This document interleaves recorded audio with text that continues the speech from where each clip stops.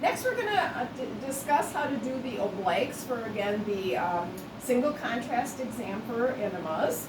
We're going to have the film in lengthwise once again. My marker is down in that lower right corner. Patient starts off supine. The obliques are part of the single contrast exam. Obliques are done specifically for one side versus the other. If your patient is of asthenic or asthenic body type, you must include the entire colon.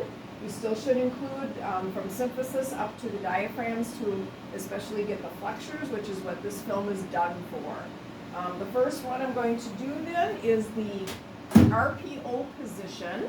So I'm going to grab one of my 45-degree angle sponges. I'm going to ask my patient to roll towards the right and not backwards.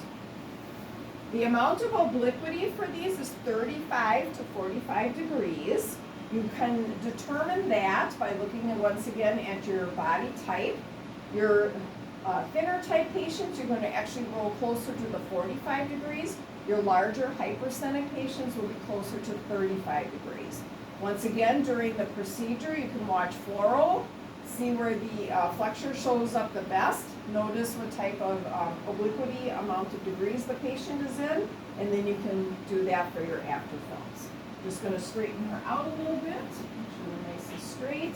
Make sure that the top part of the body and the lower section of the body, the whole abdomen is rotated the same. Make sure arms are out of the way, but nice and straight on the table. So during the RPO position, we basically are demonstrating more the left side of the abdomen, including the descending colon, rectosigmoid area, and specifically the splenic flexure, left flexure. So we have to make sure that we're centered slightly higher than the top of the iliac crest to make sure that we are including the splenic flexure. So I'm going to go from the top of the iliac crest. We're going to go up, so more superior, about 1 to 2 inches. And then we're going to center halfway between the lateral part of the patient's body to the mid-sagittal plane, bisect that. Elevate in a little bit for her. And now again, by doing the RPO position, this is now going to demonstrate that left splenic flexure so that it is not superimposed on itself, the descending colon. Because of her size, we are also including the right side, so all of the colon will show up on the picture. If you're doing a patient where you did the AP to crosswise, or you did a patient as a T-shot way, you would do the same thing for the obliques.